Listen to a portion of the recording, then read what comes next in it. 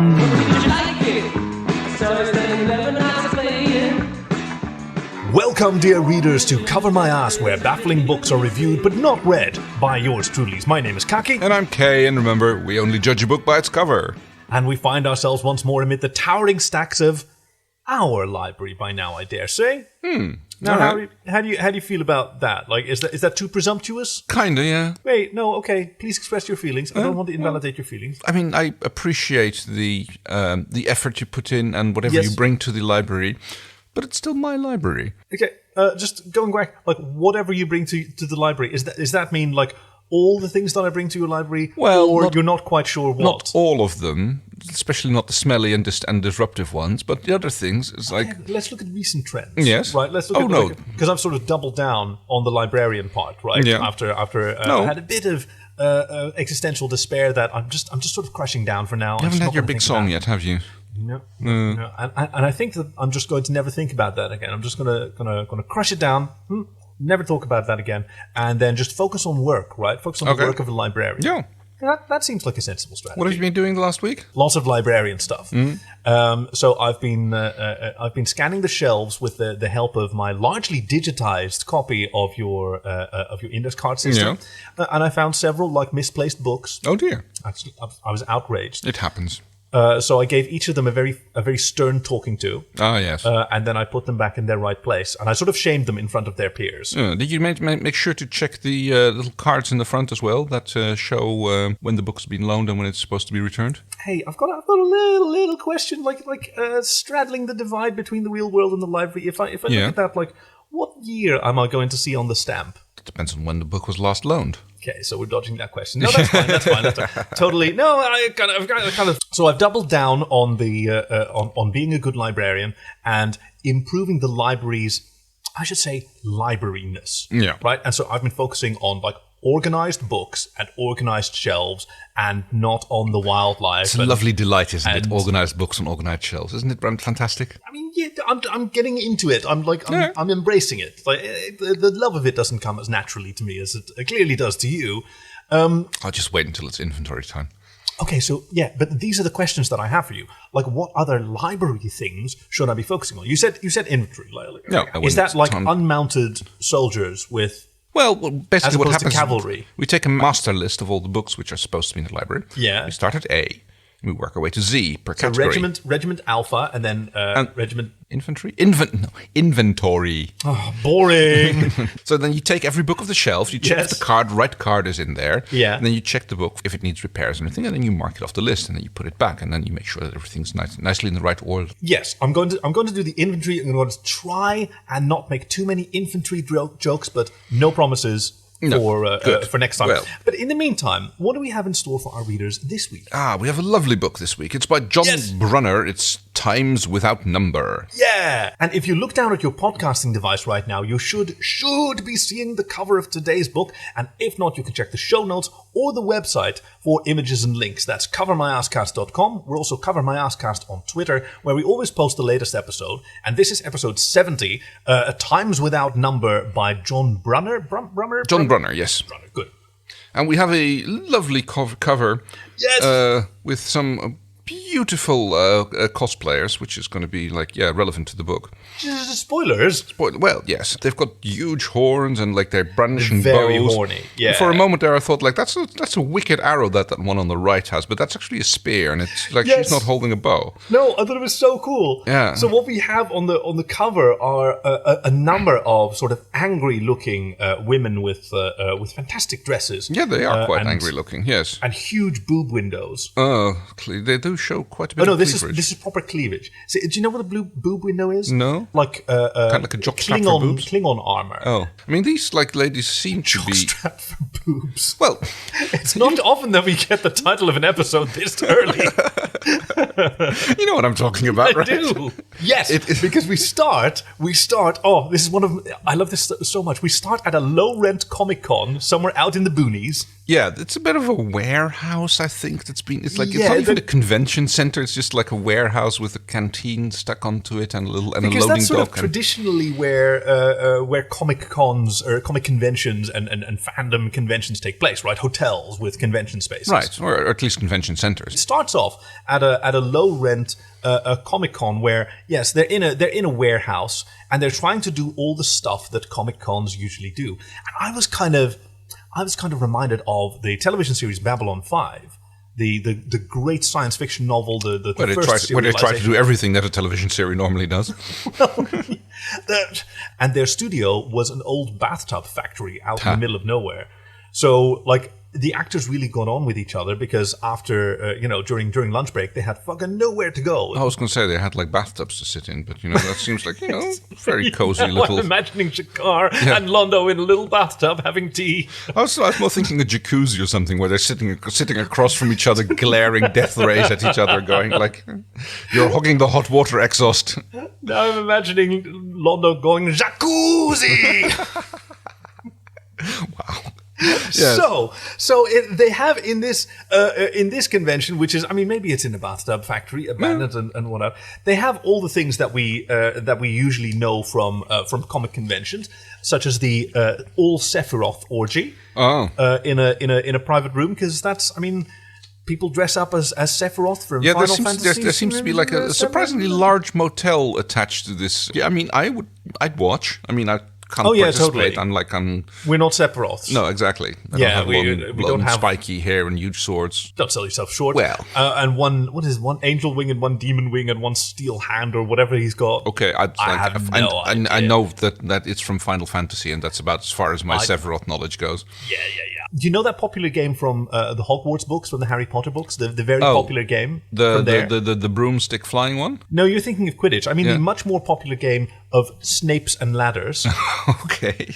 Oh, my favorite at any kind of convention, the Klingon cocktail party. Oh, yes, they throw wicked cocktail parties. So cool. Yes. And you've got to get in the spirit of things, and it's all busy and noisy, and everybody shoves each other around a little bit. Like shout a little bit. Or they just yell some kind of pretend swearing back at you. Which is like, I mean, and they do make wicked cocktails. I mean, they're, the Romulan ale, or especially the reactor the Warp Core Breach. That's my favorite. And one of the other things going on at the low-budget Comic-Con is a meeting of the Kawaii Crochet Club. Say that again, please. The Kawaii Crochet Club. Crochet Club. There you go. No, I like crochet. Yes, it's crochet, but I like crochet. Right, crochet rocket. Johnny...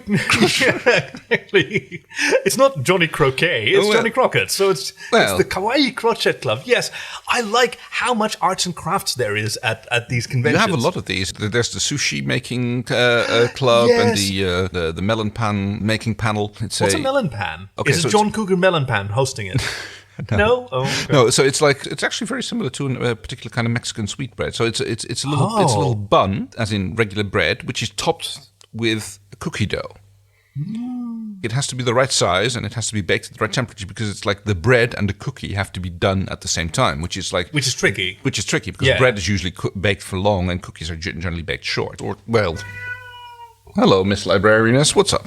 Yes, so the team of librarians is now fully complete, with the little librarianess coming to join us. So the Kawaii Crochet Club. I sort of appreciate the resurgence among cool kids today of what used to be considered kind of naff, kind of old-fashioned right, but lots of trades and crafts are coming back into fashion, like people knitting and like crocheting and other things like that.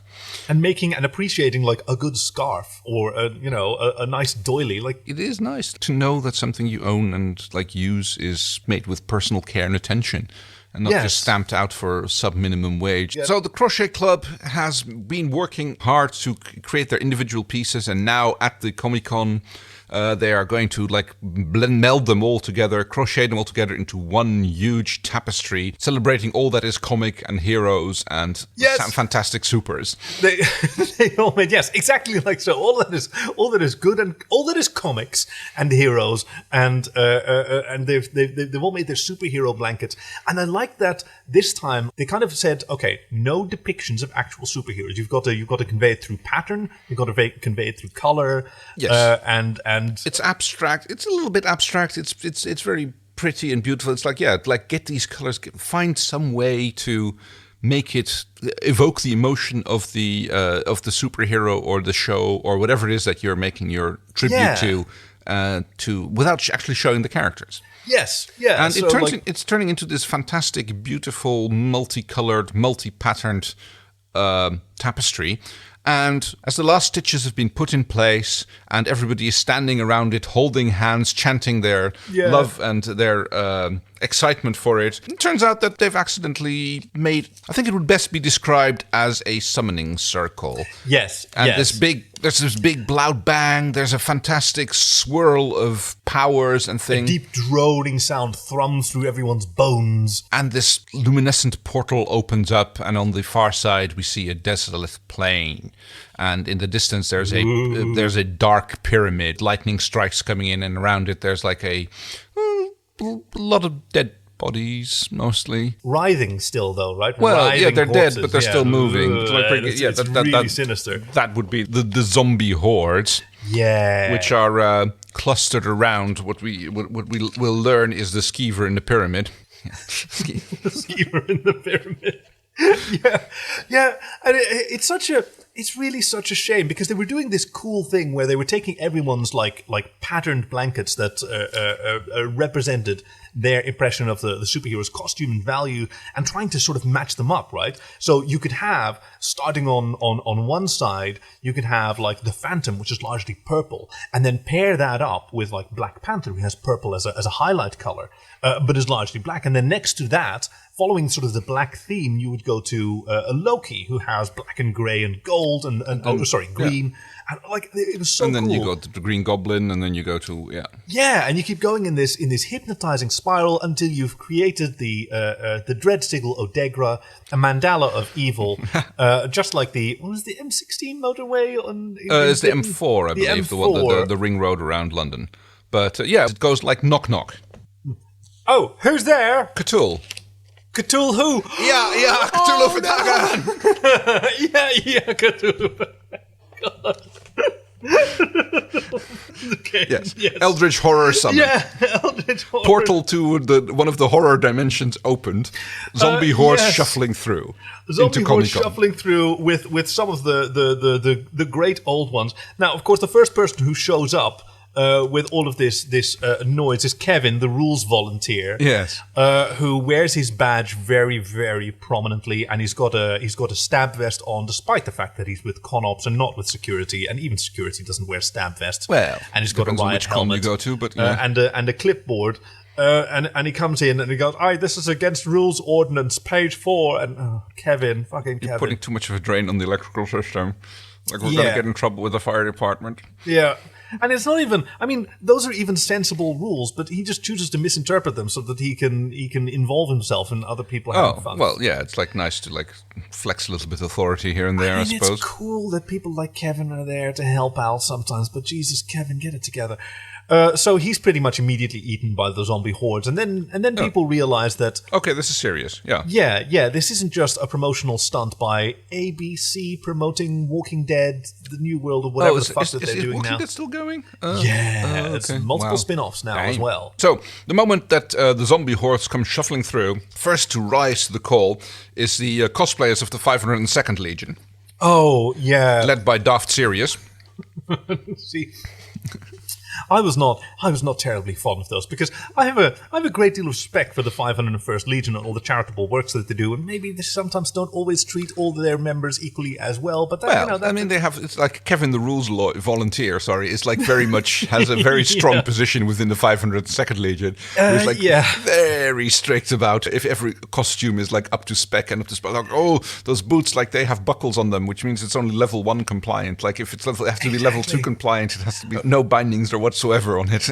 So initially I would have imagined that like if the 502nd Legion would have been composed of people who thought that the 501st, the Stormtrooper cosplayers, were being too restrictive, but no, it's the ones who think that the 501st is too liberal in their permissive attitudes. It has to be absolutely perfect, completely screen accurate, and completely homemade, and it has to be made out of resistant materials. If you want a DL-44 blaster, it better be made from an actual authentic Luger, which it mean like none of those like copy models. Exactly. It has to be a real one with the actual flash bulb thing on the top and everything. It has to be originally sourced parts. Like there's only 3 lightsabers which have been approved by the 502nd Legion. Yep, and they have enough to knock their heads into every door frame that they pass through. Yes, 2 of those lightsabers are from Mace Windows' ones.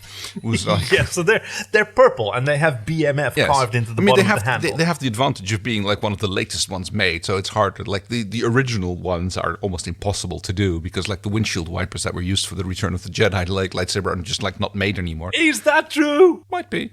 That's awesome. That's so awesome. No, I'm going to completely accept that as canon.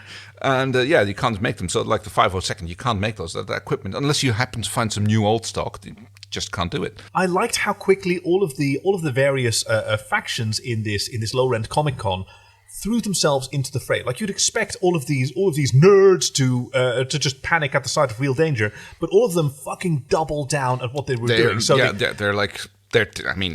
to be honest, I think they're just like, well, wait, this is great. It's like one of those Galaxy Quest moments, like where they're pretending like, oh, they don't realize that it's actual real cosmic horrors, and they're thinking like, oh my god, these guys are awesome. Their special effects are fantastic, and and everybody goes right on in. So Hellboy jumps in, and like he's not the cool Ron Perlman Hellboy. He's I like the actor, but apparently the new film of Hellboy wasn't particularly good. I haven't seen it.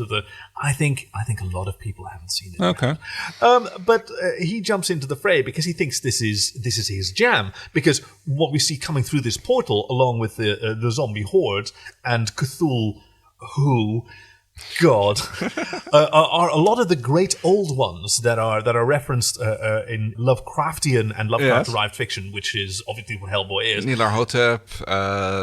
Yes. Well, that's. I mean, it's apparently he didn't get it quite right. Like that's a sort of large yellow Labrador called Snarl at Hotep, and he's so vicious. And then you have what was it called?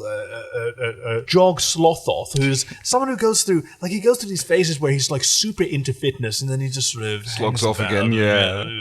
So he's like half flab, half muscle. Yeah. No, it's terribly intimidating. And then we have one of the greatest horrors of a past age who's trying actually to like be a little bit better these days, and that's Shub N-word Wrath. Because he's a little bit embarrassed about the I would be too. But so, I can't really call myself by my original name anymore because no, exactly. It was fine was fine when I took it, but like nowadays it's like people are too sensitive about it, and like he does a bit of that. Where he's trying to be woke, but at the same time also like trying to call people I used to be like it used to be cool, and now it's certainly not anymore. But I didn't change, so why is it suddenly not cool anymore? It's like then don't even bother, right? Well, I mean, like the first one to die by the hands of Shub and Word Wrath is one of the Deadpool cosplayers. Yeah, but they're kind of into it. They like take any opportunity to throw themselves into the fray, like in true Deadpool style, get dismembered, and then like you don't actually have his remarkable healing factor, and like yes, but. To his credit, he does quip his way into Valhalla. Oh, he does. He does. Good one-liner to die with. I mean, like, it's better than a sword, apparently. I mean, he died in combat, so Valhalla it is. Yeah. Speaking of swords, that's the Sephiroth orgy coming in. There's a lot of swords that have been well polished there. Also not like super effective. They are all these beautiful. Well, I was going to say young men, but I'm sure there's a lot of young women and people of various gender identities who choose to present as Sephiroth and are welcome at the orgy as long as they have the hair and the sword. Yeah, which is not like armor or anything. It doesn't protect you against zombies very much, does it? Well, no. I mean, the sword, like it depends on what kind of sword we're talking about. Well, it's also huge. Like certainly with a low like panel ceiling. You can't give it a good swing. You've got actually nowhere to go. And especially if you do the Naruto run and you jump up trailing your sword behind you, then you have to kind of like swing it around and it goes crashing into the TL tubes. Yes, exactly. And you're just kind of stuck there. Plus it's made out of foam, so it's not really going to do much against one of the elder ones. No. There's the problem with the peace-bonded weapons. Well, I mean, which is usually just a zip tie around it, or it depends a little bit on the weapon. It's like if it's huge enough.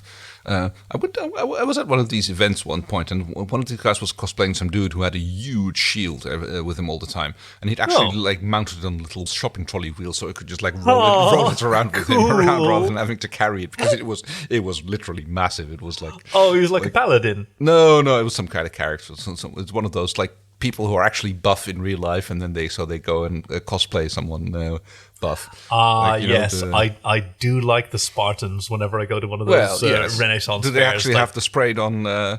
You kind of have to do that, but that's on an actual six-pack. That's still a fine of course, thing. Then it's just highlighting rather than spray painting it on. But yeah, quickly this turns into the big showdown on main stage, where the undead hordes are meeting up with the various cosplayers who have organized themselves into a certain phalanx. Phalanxes, I suppose. So this is under the leadership of the Maleficent cosplayers. Yes. Now that's the Disney film that sort of posits the evil wicked witch or stepmother from Sleeping Beauty as a woman in a with her own agency and with her own perspective on the world. Very much so. Yeah. Wicked, I think, was the precursor to that. Wicked, the musical. Well, precursor maybe as in the inspiration, I would say, because story-wise, it has it bears no resemblance. No, but it takes Wizard of Oz. Yeah. Yes, it's look at the story. This is something that happened in this same world, and it doesn't contradict the original story in any way, shape, or form, but it paints it in a completely different light. It's it basically gives one of the characters a backstory, which is completely what you would not expect. Yeah, and all her actions. So I think it's the Wicked Witch of the West. Does she have a name? She gets a name in Wicked, right? Yes, her name is Elphaba. Elphaba, yeah, the Wicked Witch of the West, who is the villainess, and she's always cackling with snotty glee in the story of the film. I love that word. But then in Wicked, we learn about her backstory, and that the motivations for her actions are very different than the primitive understanding of Dorothy and her friends. Who just thinks she's just evil? I mean, bitch, you dropped a house on her sister and stole her shoes. What's she going to do? Of course she's going to be upset with you. And likewise in Maleficent, this is a woman a powerful woman in isolation, and she's dealing with being the only one of her kind, and she sees this corruption and incompetence and wickedness. And when she opens herself up to this friendly young person and gets betrayed by him, and it makes a lot of sense. And so the people who gravitated toward this role, who all dressed up as Maleficent, they're men and women of a certain age, because they appreciate the maturity and the dignity of this character, as we all do. Each of them tries to be a slightly different Maleficent, right? They're a comic con. There's young Maleficent when she's still a bit of a fairy, and then there's Maleficent Reynolds, who has a brown duster on, because she's also sort of Firefly still crossover horns and pistol. She's pretty cool. She's "Bwah!" is her catchphrase when he fires her gold bow. And then there's Mal 50 Cent, who's also a bit of a rapper. She lays down those lines very hard, and she's got a cool that's rhyme a bit for of everything. cutting remarks, which is very good. It works. Apparently, it works surprisingly well as zombies, because they're I guess they're a little bit of snowflakes, because getting a wicked cutting rhyme laid down on them cuts through swathes of zombies in the main stage showdown. Then there's also Maleficent. She's getting on a bit, but she carries it off well. I mean, her boob window is a little bit bigger than the rest, and she's had some enhancements, I suppose. Yeah, she's got the cougar claws and all that. Number 4 is Pa-leficent. You've got Ma-leficent. You've got Pa-leficent. This is it's a dude of a certain age who wants to get into it. He's being the gender swap Maleficent. Yeah. Starbuck can do it, and you know what? If you feel that you represent the values of Maleficent, that's how you want to present yourself. Him and Glorious Star-Lord are. Yes, they make a good couple. They certainly unfortunately, do. they don't survive the main stage showdown. But no, alas, that privilege is unfortunately reserved for. I mean, spoilers a little bit. We're discussing a book. We're reviewing a book here. It's we're allowed to do spoilers. The main survivors of all of these are Kevin, the rules volunteer, and the last of the pack of Maleficent Maleficent, his nemesis, and they've got a sort of Odo and Quark thing going on from DS9, right? That works. It's a very like love-hate relationship. I mean, it's not even love. It's just like a hate-respect relationship, I suppose. Yeah, because Maleficent, like she is in it for like skirting the limits of the rules of the con and getting away with it. Which, given the rules volunteer, is like, I mean, he kind of gets off on it. They kind of like a little bit. He gets to like harass her, and then she gets to like mouth him back. I guess he was one of those people who kind of gets off on being like talked down to and like humiliated a little bit, and that's like that's probably Kevin's thing. Like, and hell yeah, like I appreciate that everybody gets off on whatever they're into. Well, after the main stage showdown, that happens in the middle of the Eye of Argon reading. The Eye of Argon is a piece of terrible fiction written by someone. A famously bad story that was published in some zine in the 70s, and the challenge is to keep your face straight. Yeah. That you read this story until you crack up into laughter, and then somebody else takes over, and you're timed. And I'm very proud to say that on several occasions I've made it through entirely dead-faced, and that is not easy. Damn, not easy. I can see how that would be a bit of a problem, yeah. Like, you try and practice, right? You think, okay, I'll just read it a bunch of times out loud, and then it won't be funny to me anymore. Yeah. But that's not true. When there's people in the audience who hear it for the first time, sniggering and you just, like, we're all telepaths then, and you feel it waft over you. It's so great. I can imagine how it's a story that's so bad that for the first 30 years that it was being reproduced, because it was all like copies from this one zine, a whole page was missing and nobody noticed. Oh wow! It just it just jumped and nobody and went like, oh. Yep, everyone just accepted that's how this story would end. But after the main stage showdown, the forces of the Comic-Con are being driven back by the great old ones. And their zombie hordes. So there's a bit of a regrouping, and they realize that they've been kind of like cornered in, and they're kind of stuck, and it takes them at least a day or so, and they've been holed up and locked and hungry and everything. Yes, because their priority has been, after realizing that they were getting overrun in the dealer's den, is to keep this evil contained in the warehouse and protect the rest of the world, because who else is better prepared than us? And if we can't handle it, then nobody else can. And then it turns into a big raiding of the food court, where they have to like move in and try to like save whatever is left in edibles. Ramen being sold, pallets full of Pocky. Yes, green tea flavored Pocky is my favorite. I don't like that. I mean, I love green tea and I love chocolate, but I cannot stand sweet tea. So I thought like green tea Pocky would be amazing, and I'm just like, oh yeah, this is. I don't like sweet tea. Oh, that's too bad. Yeah, that's but too bad. Like there's other Pocky that's nice. So at the raiding, Dead Fool is the one who dies at the raiding of the food court. Yeah. I mean, he was like protecting Dead Drool when they were like trying to keep the attack the food stocks, which were like that was her dog. The mochi. It was just like yeah. He's got good taste, that Dead Drool. Oh, bless him. And then there was of course the there was more. The Ghostbusters crossover with Dead Zool. There is no whatever her name is. There is only Dead Zool. There is only Dead Zool. I learned that from you, by the way, the verb zooling. Oh, yes. Walk up to the fridge, open it up, stare inside, and close it again. It's like because when you just don't know what you want, and then you go zool. Yeah, open it up. In reference to that wonderful scene with the Sigourney Weaver. Zool. And so like, close the fridge again, open it again. So after the courageous sacrifice of all these... I mean, courageous sacrifice of all the Deadpools. They're kind of into it, right? They're drama queens. They're kind of, and they still don't think that they're actually going to die, glory. and that, like, it's messy. And the destruction of the Snapes and Ladders, the Sephiroth orgy, even the Klingon cocktail party. The skeever in the pyramid awakens and comes closer and closer. Our heroes are lost. The Maleficents even have no more tricks up their sleeve. They're fired their various peace-bonded arrows, and in one case is also because her arrow broke. She was firing, as we see on the cover, like a spear that she borrowed from one of the Spartans. Well, there's also the poles from the pole dancing class, which were also like used as pole. You mean the polearm dancing class that I thought was unsafe? No, that's what the chainmail bikinis are for.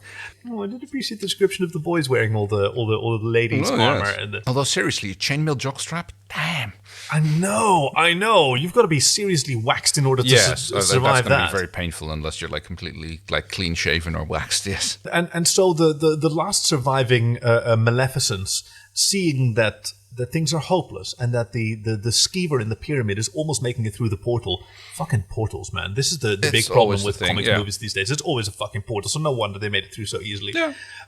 They try to think, okay, we clearly can't stop them. Can we maybe trap them? Like, where could we trap these eldritch horrors in a place where they can be absorbed, where they won't be able to break through the walls of reality, where they'll be able to be accepted and contained and diminished and integrated. And they rack their brains, but fortunately, unlike many of these other comics fans, like Maleficent, a lot of those cosplayers are of a certain age. They're much more experienced people, and so they realize what they have to do. And they, with the help of the 502nd Legion, they heard these dread ancient gods, Jockstraps and Shub Enward Wrath, and what was the other one? Oh, Snarlathotep, yes. Weird one. They lure them into the one place where they can be rendered harmless. The Discworld Room Party. Oh, because where else would people look at these ancient horrors and go, "Oh, yeah, Dave, come here. Yeah, I need your help moving a potted plant." What are you doing? Yeah. And Snarlathotep okay, and Snarlathotep gets a frisbee thrown at him, and Jockstraps gets to join the mole walkers, which is exactly right down the middle between slothing and jogging. It's fantastic. The last one standing from the 502nd Legion, Queen Pet Me I'm a Darling, is shacks up with Snarlathotep. Yes. Like that's someone's pet golden retriever. Brings him in there and it's like, oh, who's a good boy? And like brings him in there. It's like kind of like urges him into the room party, locking up the door, using the key card of sealing, and yes, that Kevin the rules volunteer had on one of those zip. Oh yeah, he has the master key, so it's like basically seals off the room and like. And then Maleficent like breaks off the lock, thus saving not only this low-rent Comic-Con but humanity. It is a very like surprisingly well-contained motel room. Which subsequently disappears in a weird flash of ethereal energy. In the 8th color of the spectrum. Leaving Kevin the rules volunteer with his mystical card, which will then henceforth open any lock and take him anywhere. Back to the motel room. To the excellent short-lived television series The Lost Room that fucking nobody knows about, but that I'm super into because you introduced me to it. And since all of these cons, when has anyone gone to one of these Comic Cons without learning about some new obscure shit that came out in 2006 and only had 6 episodes, sometimes edited down to 3 television movies, but they're so good. So this is going to be our tip to you, and thus, like I felt a lot like a lot of these people who go to Comic Cons because it was very recognizable. There is such a joy in being able to share something that I know that nobody really enjoys, but I think that you're going to be really into it. And John Brunner, I mean, he really must have gone to quite a few conventions because he captured the spirit. It's like the mentality, the camaraderie that you see, the pettiness as well. I mean, that's all sort sniping at people's like little costume shortcuts, and he just bought that skirt at like whatever shop it was. And I wish there was less of that, but hey, it's also like for me, a lot of these conventions when I was but a young pup, they were sort of good practice for social interactions. Yeah. That I found quite difficult in my younger years. In a place where what you're into is what people are into, and there are places where it's cool to be into that sort of thing, and you're not going to get any. I mean, you're going to get like a lot of shit for other things, but at least you're not going to get any shit about that. Because we do live in an age where there is a lot of fandom that is critical and dismissive and. That's the word, toxic. That's exactly what the word for is. There's toxic fandom. I like fandom that is about liking things. I dislike fandom that's about disliking things. Yeah, which is a very good point. Hating on something other people like doesn't make you cool, basically. Yes, exactly. And that's what I love so much about these events, hanging around all these people who love what they love and learning why and figuring it out. Who are unashamedly into the things that they love. So, yeah, I really enjoyed this book by John Brunner. Yeah. And how are we going to rate it? I'm just noticing that it says Hamlin Science Fiction at the top. Hamlin is just a publisher. Okay, so nothing important. They've got a cool logo up in the top right. How are we going to rate this book? Wow, okay, so I'm not normally put on the spot like this. No. I see 1, 2, 3, 4, 5, 6, six and a half Maleficents. Maleficents on the cover. They have various polearms. So let's say out of 14, because all of them are bi-horned. Oh, yes. Yeah, so there was a lot of horniness going on, especially at the Sephiroth orgy, but... I could have done with a few more scenes of the Sephiroth orgy. Well, that would have turned into a completely different kind of book at that point, but maybe the manga will... Yes, the original manga is way better than the book. So get yourself the original manga in the original Klingon for John Brunner, which has scored a solid 11 out of 14 Maleficent horns. Yes, it was definitely at least 11 hornies. Yes, exactly. Yeah. And so what do we have in store for our readers next week? Next week's book is by Tom Hickman. Ooh. God's Doodle, The Life and Times of the Penis. That about covers it. Thank you for joining us at Cover My Ass, where baffling books are reviewed but not read by yours truly. My name's Kaki. And I'm Kay, and remember, we only judge a book by its cover. Ooh, God's Doodle. I wonder if that's the same as Sephiroth's sword, or whatever we have. Dead spool? Ding-a-lang-a-doodle, dead spool, that kind of ran out of various deads. Mace Windu, who's got a big motherfucker. Yeah, no, absolutely. It's a kind of blunt instrument. Oh, God.